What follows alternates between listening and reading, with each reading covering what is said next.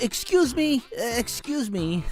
I just wanted to take a minute before the video to warn you guys that this one's gonna be a little long-winded. Well, you see, unlike the past two video games I reviewed, this one has a lot more story. I mean a lot more story. So it's gonna stretch out a little longer, but hey, just bear with me, will ya?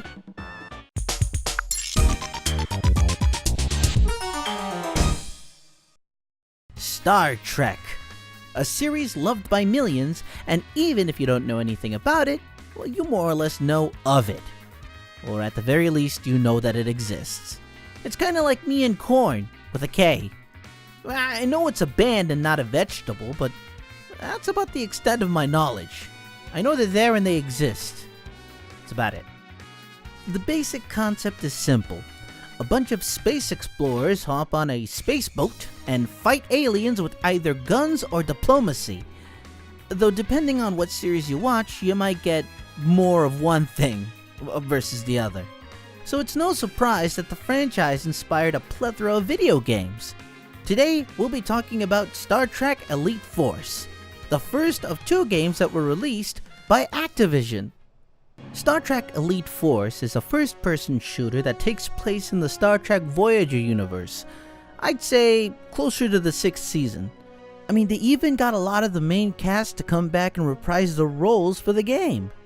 You either play Alexander or Alexandria Monroe, a Starfleet ensign who's second in command of the Hazard team. I decided to play Alexandria cause, you can never have too many kick-ass female leads. Though I gotta wonder whether or not they actually intended her to be that tall, towering over a lot of the other characters.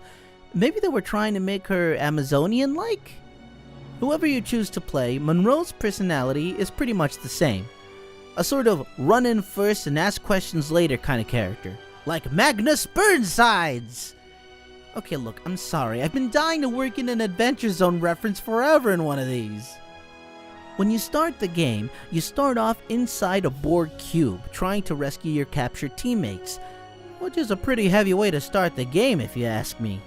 I mean, the Borg are these robot things that assimilate other beings to add to their collective, absorbing everything about them from their knowledge down to their DNA.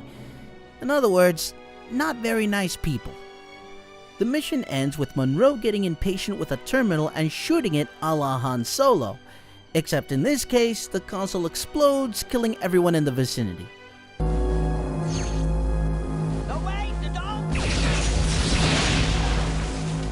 Man, that was a short game. Anyone want to play Parcheesi? Oh, never mind. It was all just a training simulation. Ms. Monroe, your tactical approach was, shall we say, tactless. Tuvok reprimands Monroe for acting hasty, while Monroe argues that there wasn't much that she could do in that situation. Tuvok pretty much says, "Tough, that was your Kobayashi Maru, deal with it." Okay, he didn't say it in those exact words.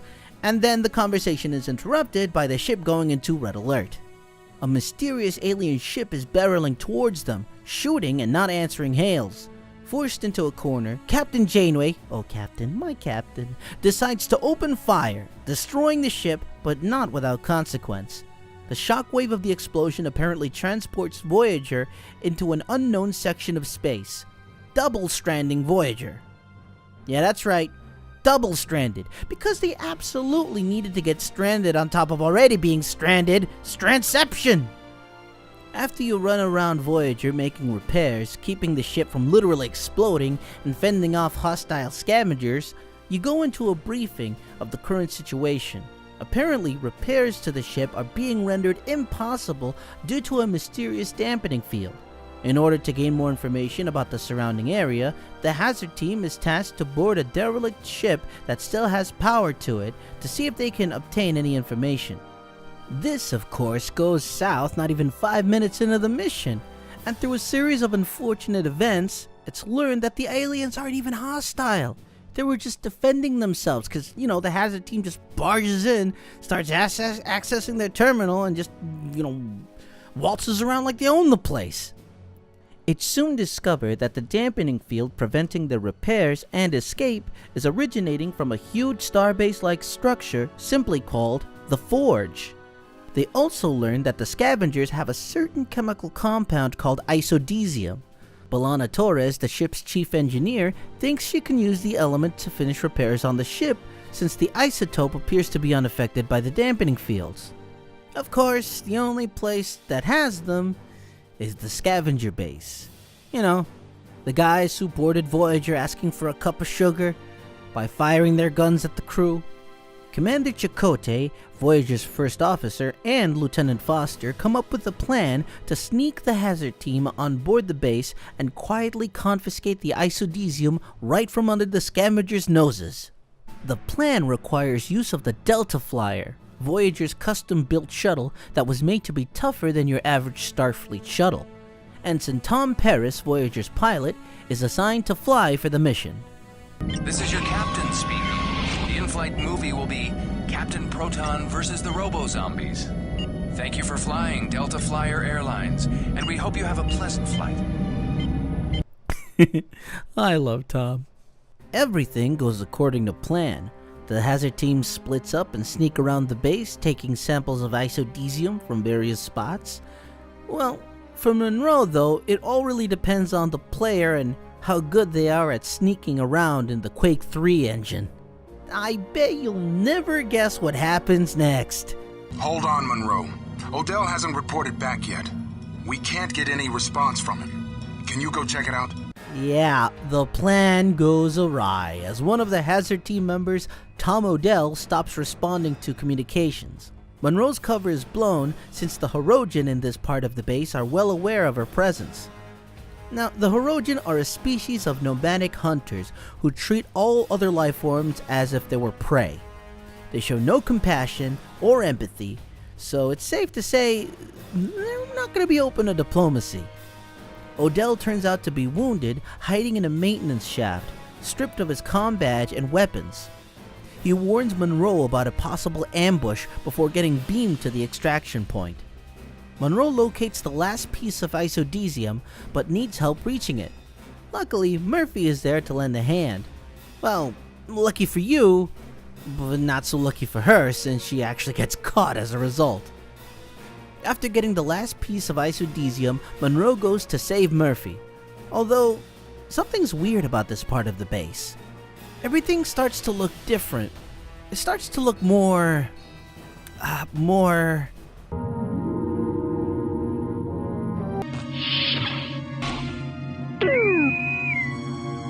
retro!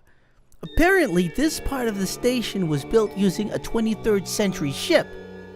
Meaning a ship from the original series. Unfortunately, the emblems and the uniforms the crew are wearing indicates that they're actually from the Terran Empire. Basically evil Starfleet from the Mirror Universe. Well, you know, that place where evil versions of us exist? With goatees. Since the Terrans are no Hirogen, Monroe can actually go back to sneaking. She soon learns that Murphy is being held in sickbay by their doctor for interrogation. Getting to her isn't going to be easy with that doctor looming over her, so she gets an idea. A disguise. Oh boy, that's the one complaint I have of the 23rd century. I mean, what's up with the skirts, man? I mean, I know canonically they're an option from women in Starfleet. Some of them can actually wear pants, but dang, son. Would have been nice to see the actual pants uniform more often on the women. Once the disguise is on, it's relatively easy to navigate the base and find Murphy. There's just that one caveat, the Terran doctor. When you arrive, he actually instructs you to get him the truth serum to use on Murphy to extract information from her. I'm pretty sure the game actually lets you do that, seeing as how you get the option of either grabbing truth serum or a tranquilizer from the doctor's office. But I didn't bother using the truth serum. What? I hate those guys, they're evil! Once the doctor is incapacitated, Monroe and Murphy work out a plan to escape unnoticed. The fake prisoner routine! Ha ha ha! That'll do the trick. Where are you taking her? She's my prisoner. Why did you bring her here? I never told anyone to. Wait. Who are you? Men, detain them both. Never mind. They didn't even get past the first room of enemies. Nice try, though. A for effort. After one last attempt at subterfuge... All hands, red alert. There's an intruder disguised as one of us with a woman. They killed the captain. Capture them at all costs. Kill her!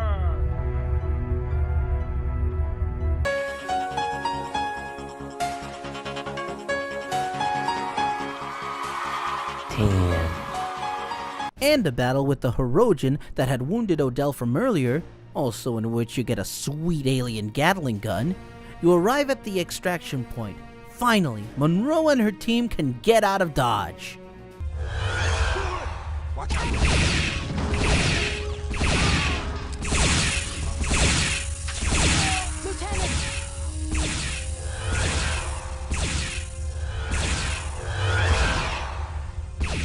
Oh, come on!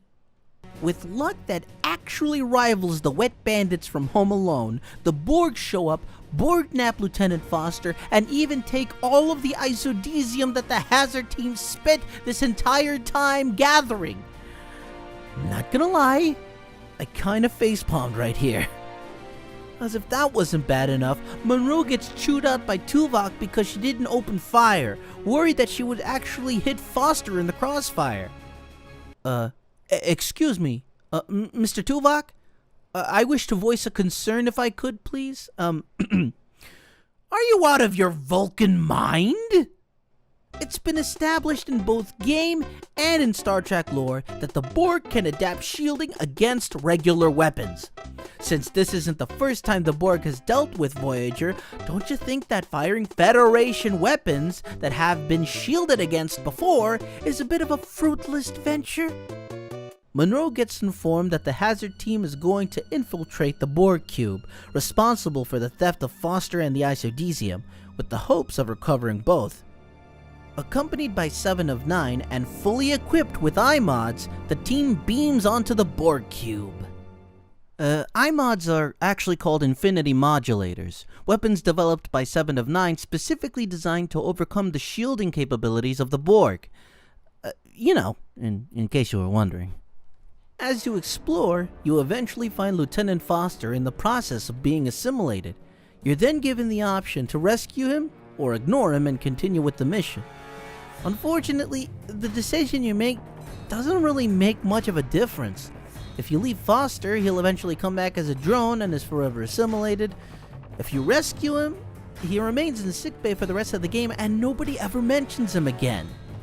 Regardless of the decision you make, you continue on until you find a terminal which 7 can access in order to find out where the isodesium is. Unfortunately, the information she accesses is fragmented and can only get some information that may take them into the right direction. 3 levels down in the Quaternary Environmental Control Chamber. On the way down, they come across the Vinculum, the hub where all Borg thoughts are processed and organized.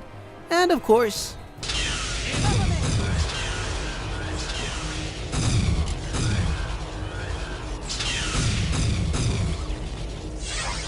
it's a trap. The Borg then offer a deal. Apparently species 8472, another Voyager-specific alien species, has burrowed themselves somewhere in the cube.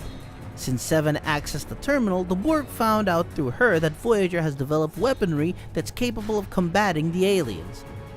If the Hazard team gets rid of species 8472, they'll agree to let them leave with the isodesium. Little bit convenient if you ask me.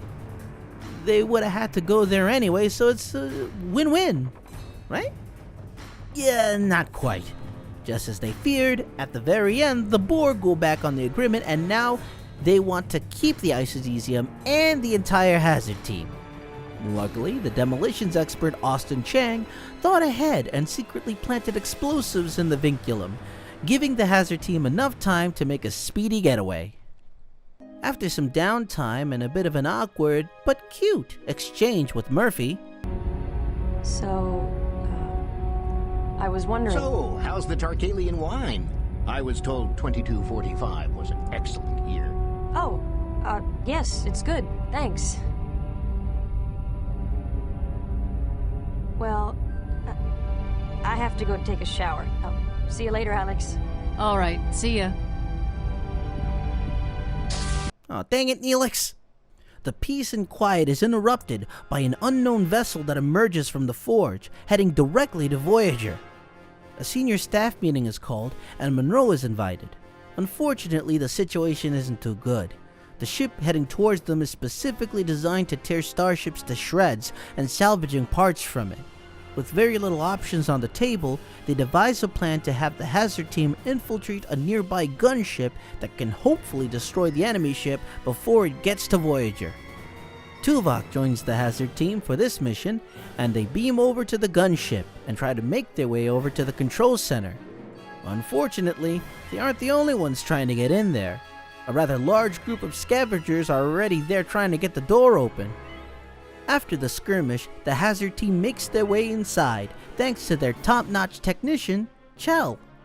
That was fast. I wouldn't be much of a technician if I couldn't open a door. But this wouldn't be much of a game if everything goes according to plan, right? It turns out that the power source needs to be aligned and the gunship itself needs to be manually loaded. Monroe and his team then proceed to fix the power source and then go through the excruciatingly long manual loading process. The blast hits the enemy ship, but only ends up disabling it instead, just after it connects itself to Voyager. You barely get enough time to restock before the aliens residing in the invading ship start blasting their way onto Voyager. And then they turn out to be crabs. They're oversized crabs. I mean, really? That's your design for the bad guys here? The quote-unquote harvesters that have been cannibalizing these ships all this time? I mean, come on, they make the lamest noise ever.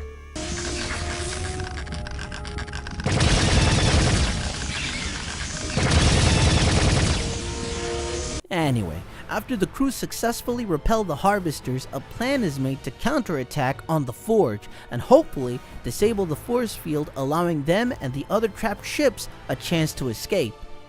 Once you arrive at the Forge, and after navigating some pretty neat and creative environments, sabotaging the enemy ship, and losing probably one of the most memorable characters in the game, played by Tom Wilson of Back to the Future fame. Like a ghost ship. Yeah. Boom! Hey, Chow! I'm gonna jump! Catch me! Stow it, crewman. It is unwise to underestimate the Borg. Yeah, see? You're gonna need me to help eliminate some Borg. No offense, man.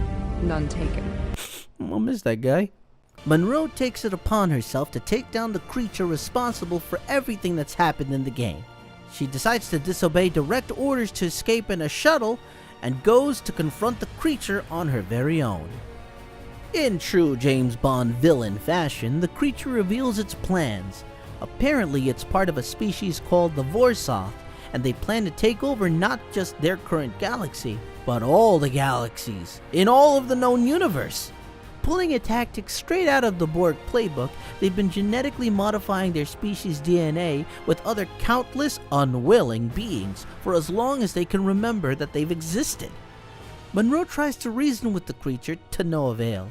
It wants to conquer everything possible and kill anyone who would stand in its way. This, of course, means Ensign Monroe. After what's probably the toughest battle in the game, the creature is finally defeated, growling out in its last words that it's not the last that they shall see the Vorsoth. And then we never see them again in the entirety of Star Trek Head in either shows, books, or games ever again. Man, talk about an empty threat. Monroe is then beamed last minute before the Forge is destroyed and Voyager escapes, 200 light years closer to the Alpha Quadrant, shaving off about 2 months on their journey. Afterwards, we're treated to an epilogue with some of the Hazard team and the senior officers. Monroe is commended and promoted to the rank of lieutenant, and both Captain Janeway and Commander Chakotay compliment the team on a job well done. And we certainly can't end the game without a classic exchange between Janeway and Tuvok. Sometimes, Lieutenant, your gut instinct is better than what logic and procedure would suggest. Both are needed in a good leader. That is why I chose you to begin with. Yes, sir. I understand. Why Tuvok? Is that a bit of pride I detect? Surely, Captain. There is no cause to insult me.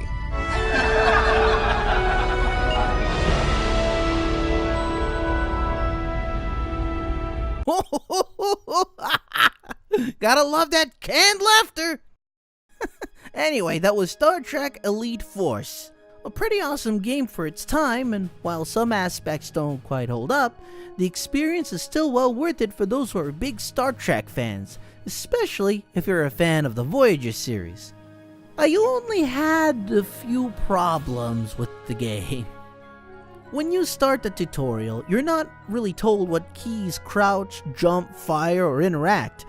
You've got to go into the configuration menu to find out what they are, and in my case, the interact key wasn't even assigned to anything. I was just ramming into consoles for like 10 minutes. Moving in the game can be a little tricky sometimes. You've got tons of momentum when you're running, and if you're not careful, you can easily fly right off whatever platform you're on. Friendly AI sometimes makes things a little difficult, like being in a big squad and having to wait for each member of your team to find their place on the elevator, one by one, each person slowly walking before the next one approaches. The audio levels are surprisingly unbalanced. We're being invaded by some kind of pirates. They're taking our supplies. We have to stop them. Captain, we have reports of secondary EPS conduits on decks 8 and 9 rupturing. I'm glad that there were subtitles on, because a lot of the time, the music would just overpower the dialogue in the game. And that's even after I've turned it down past the halfway point. But honestly, those are just minor gripes. I think this is still a pretty solid game, especially for its time. And you know, it's most likely the first Star Trek game that really immerses you within the Star Trek universe. With the last and only DLC for the game, there's a mode where you get to actually run around and explore Voyager. You also get to interact with the crew, read a surprising number of logs ranging from recipes to personal log entries, play a vast array of programs on the holodeck, including an actual episode of Captain Proton. You can bring Tom Wilson back to life.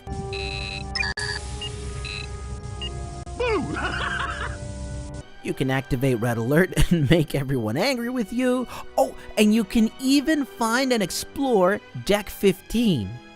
All in all, I can't really recommend Star Trek Elite Force to everyone, but if you're a die-hard Voyager fan like I am, well, this game is like a love letter to the fans. You know, there was a sequel to the game, but I think that's better left for another video for another time. For now, thank you so much for watching, and as always, remember, nothing ventured, nothing gained!